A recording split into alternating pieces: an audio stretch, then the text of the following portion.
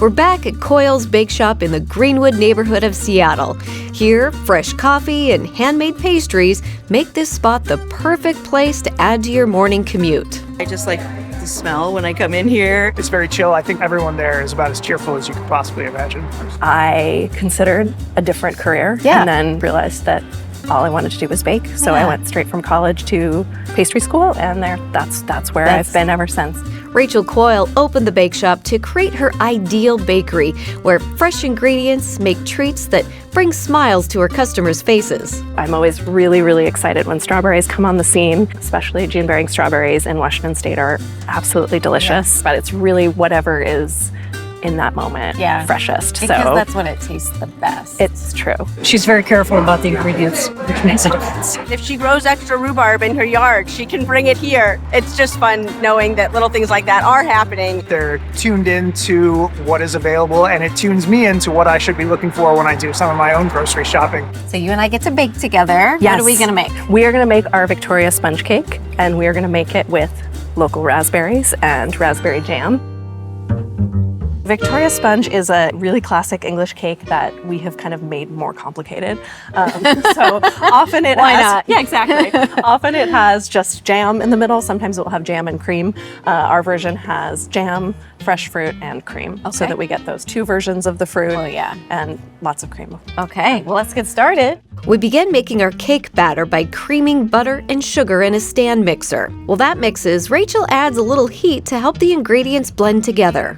We want this to be at a nice temperature for creaming. Because what we're doing when we cream the butter and sugar is we are adding air to the butter. And this allows us to add just a minimal amount of leavener, so it has less baking powder than a lot of cakes. We slowly add in eggs to our mixture. Once that's complete, we'll move our creamy batter to a bowl and fold in a mixture of flour, baking powder, milk, and fresh vanilla.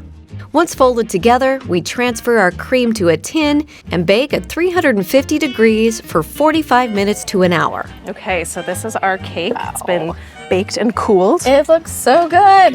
We're gonna fill it with our raspberry jam, our fresh raspberries, and our mascarpone cream. Okay. We cut our cake in half and add a homemade raspberry jam as a base. We place the prettiest berries along the edge and fill the center with the rest. Now it's time to hand whip our cream filling. We add a cup of cream, some vanilla, and 2 tablespoons of sugar to a bowl and whisk it until it starts to hold shape.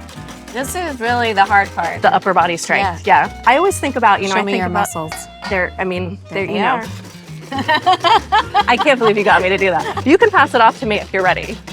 Or you could try to do the non-dominant hand whip, which is always chaotic. Try. Maybe I'm better at this one. I think you're just not tired.